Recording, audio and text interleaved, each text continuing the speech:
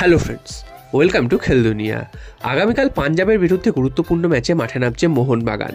তো এই ম্যাচটা মোহনবাগানের জন্য অত্যন্ত গুরুত্বপূর্ণ লিগ শিল্ড জয়ের ক্ষেত্রে, কারণ এই ম্যাচটা যদি জিততে পারে মোহনবাগান তাহলে কিন্তু জামশেদপুর এবং গোয়ার থেকে অনেকটাই এগিয়ে যাবে এবং পয়েন্টের ডিফারেন্স কিন্তু অনেকটাই হয়ে যাবে। তো কালকের ম্যাচে কি হবে কি হবে না সেটা তো কালকের খেলার সময় বোঝা যাবে। তবে কালকের ম্যাচ নিয়ে একটু চিন্তার ব্যাপার রয়েছে মোহনবাগান ম্যানেজমেন্টের বা কোচের, কারণ কালকের ম্যাচে দুজন গুরুত্বপূর্ণ প্লেয়ারকে পাবে না এবং তার জায়গায় কেমন কি দল হতে পারে সেটা নিয়েও আমি আলোচনা করেছি।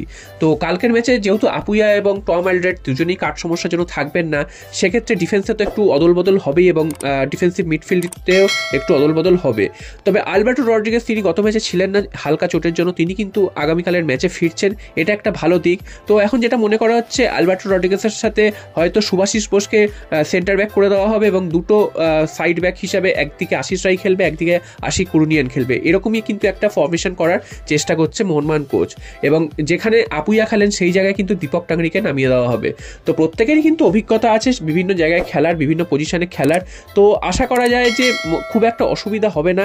এবার পাঞ্জাব হঠাৎ করে কিন্তু গত ম্যাচে বেঙ্গালুরু এফসিকে হারিয়ে জয়ের রাস্তায় ফিরে এসেছে। তারা কিন্তু লাস্ট 7খানা ম্যাচ জয়হীন ছিল।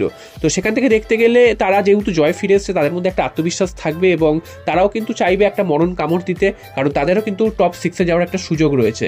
তাই জন্য মোহনবাগানকে তারা হারাতে চাইবে, আর মোহনবাগানকে হারাতে চাইবে যে কোনো দলের কাছেই একটা স্বপ্নের ব্যাপার, কারণ মোহনবাগানের সাথে খেলাটাই তাদের কাছে একটা বিরাট ব্যাপার এবং মোহনবাগানকে যদি হারাতে পারে তাহলে তো তাদের কাছে একটা সোহাগা। তো সেই কারণে তারা কিন্তু চাইবে মোহনবাগানের বিরুদ্ধে জিতে নজরে আসতে। তো আর মোহনবাগানের সামনে চ্যালেঞ্জ হচ্ছে পয়েন্ট যত সম্ভব পারে পয়েন্ট এখন থেকেই তুলে রাখা, কারণ যেহেতু লিগের শেষ দিকে অনেক দলকেই দেখা গেছে যে লিগের শেষ দিকে এসে হোঁচট খেতে, তো সেই জিনিসটা যাতে না হয় সেটা কিন্তু মোহনবাগানকে ভাবতে হবে বা এখন থেকেই কিন্তু দেখে রাখতে হবে। আর এইগুলো হোম ম্যাচ থেকে কিন্তু মোহনবাগানকে পুরো 3 পয়েন্ট নিয়ে আসতে হবে। আর এই পাঞ্জাবকে কিন্তু কিছুদিন আগে অর্থাৎ 1 মাস আগে মোহনবাগান কিন্তু 1 গোলে পিছিয়ে থেকেও 3 গোল দিয়ে হারিয়েছিল এবং একদম কিন্তু মোহনবাগান ম্যাচটাকে কন্ট্রোল করে জিতেছিল। তো এই ম্যাচটাও আশা করা যাচ্ছে যে মোহনবাগান এই ম্যাচটা থেকেও পুরো 3 পয়েন্ট নিয়ে আসবে এবং দেখা যাক কালকের ম্যাচে কি হয়।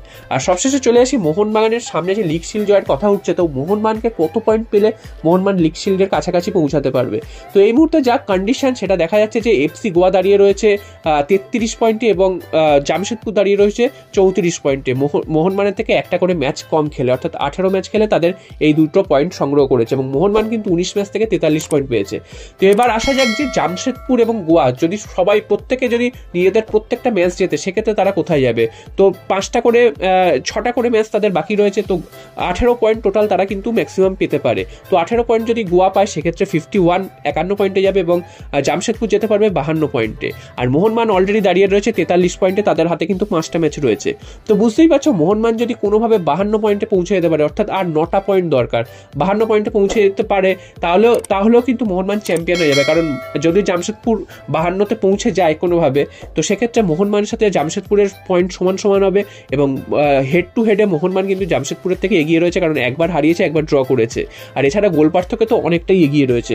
তো কোনোভাবে যদি 52 পয়েন্টে পৌঁছে যেতে পারে মোহনবাগান, সেক্ষেত্রে কিন্তু মোহনবাগান চ্যাম্পিয়ন হয়ে যাবে এবং আর মাত্র কিন্তু 9 পয়েন্ট দরকার। তো মোহনবাগানের ম্যাজিক ফিগার এই মুহূর্তে দাঁড়িয়ে 52 পয়েন্ট। এরপর যদি বাকি দলগুলো আরও পয়েন্ট নষ্ট করে সেক্ষেত্রে কিন্তু ম্যাজিক ফিগার অর্থাৎ আরও কমে আসতে শুরু করবে। তো দেখা যাক মোহনবাগান আগে নিজেদের ম্যাচটা জিতে নিজেদের যে লক্ষ্য সেই লক্ষ্যের দিকে এগিয়ে যাক এবং পরবর্তী সময় এমনি বাকি দলগুলো চাপে পড়লে পয়েন্ট নষ্ট করতে থাকবে। তো দেখা যাক শেষ পর্যন্ত কত পয়েন্ট পেয়ে মোহনবাগান চ্যাম্পিয়ন হতে পারে, নাকি পেছন থেকে পাঞ্জাব এবং গোয়া আবার মোহনবাগানকে ফাইট দেয়, সেটাই কিন্তু দেখা।